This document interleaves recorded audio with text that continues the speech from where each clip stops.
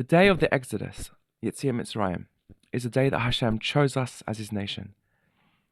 We remember that very fondly, not simply because we were freed, but because that's the day Hashem first approached us, and hence we celebrate it with great love and affection each year and mention it every day. However, this does beg the question, didn't Hashem put us there in the first place?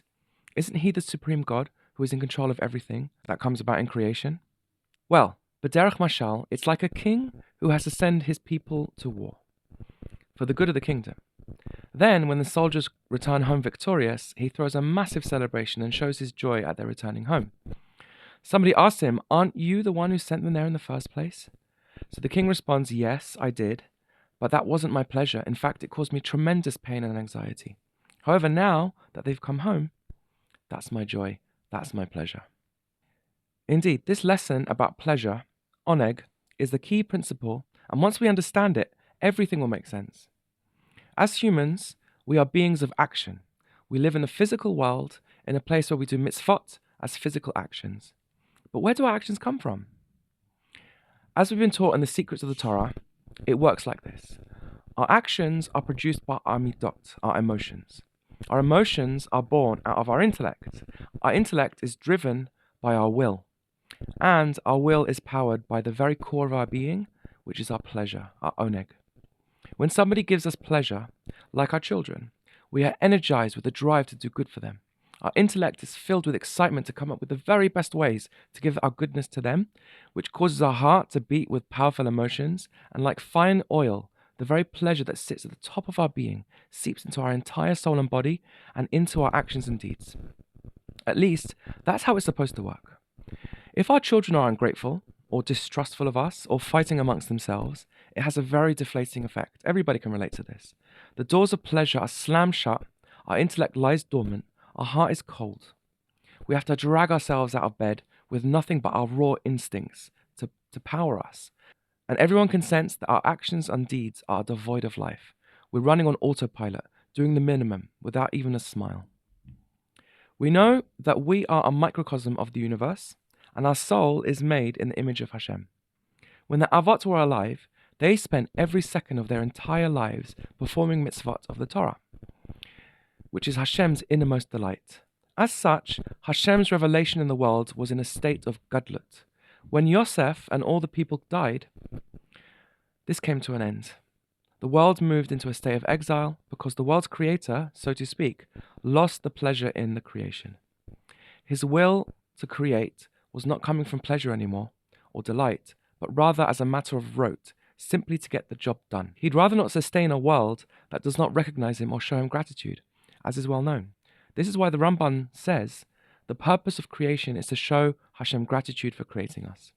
As such, King Paro and the Mitzrayim were able to take sustenance and life force from Hashem Shefa, a huge amount of it, because a huge amount for us is still considered as crumbs of Hashem's Shefa after all. His goal was to ensure that things remain this way so that the enslaved Jews would be prevented from doing mitzvot, and Hashem would never get the pleasure. However, what he didn't realize is that Hashem's inner delight is Yisrael, and also that Hashem isn't like a human. Just because he's not getting pleasure from the creation, and the Shekhinah is in a state of exile, that does not mean he's still not in full control. When Hashem heard the groaning, and remembered the Avot and his promises he made to them, then, with a strong hand and an outstretched arm, he took us out of Egypt with all of his wonders. His divine light shone through Chokhmah, his wisdom, rejecting King Paro from all the Chitzonim from deriving any sustenance from him because they are completely unworthy to stand in his presence. And through Chokhmah, Hashem's Chesed and Gevurah also shone with great light, and we saw his wonders as he smashed the Mitzrim and took us out Goy Mikerav Goy. Yisrael is unique due to their Nefesh Elokit. As such, they are unlike the nations who can only perceive Hashem as the most powerful, first and primary force, the God of gods. As Bilam said, I cannot transgress the word of Hashem. Yisrael have a Nefesh Elokit, and as such, we perceive Hashem as beyond even that, for who he is, in a simple way. As the Gemara in Brachot says, a child does not know how to call his father Abba or his mother Ima until he tastes the taste of grain.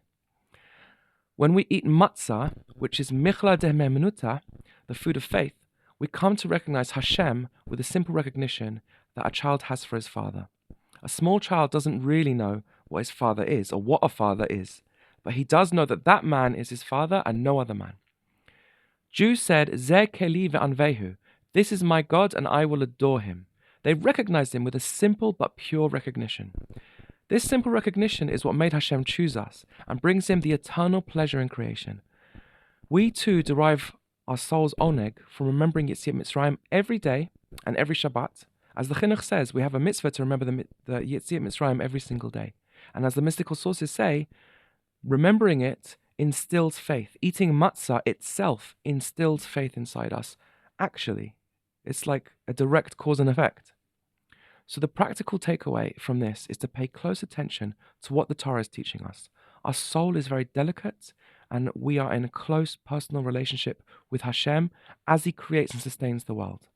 If we keep the Torah diligently, we bring untold goodness to the world because of the delight and nachat ruach we bring to heaven, and even benefit ourselves as our soul will be in balance and our deeds will flow with the divine light Hashem places in our soul with pleasure, intellect, and pure emotions.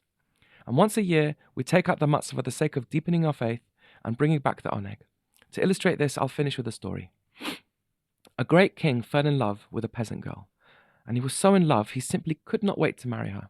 He hurried to organize the best of the best, food and music, everything. But it was not happening fast enough, it was going too slow. On the day of the wedding, he finally lost his patience. He stormed into the kitchen and said, "This is taking too long. I must be married immediately. Everybody stop what they're doing and serve the food as it is." So they served the food, and it wasn't even cooked properly. Even the bread hadn't risen, and it was merely crackers.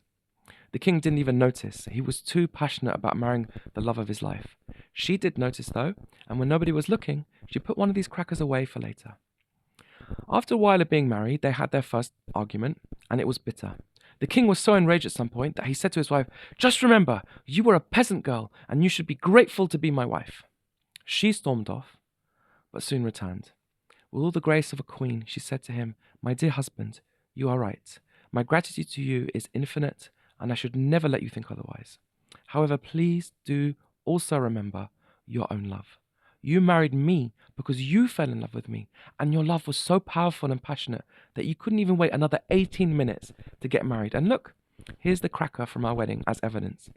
The king's heart melted in an instant, and he remembered the love and oneg he has from his queen, and they reconciled closer than even before. So let us strive to fulfill the Torah, fill our lives with holy oneg, and never forget that great day when Hashem chose us.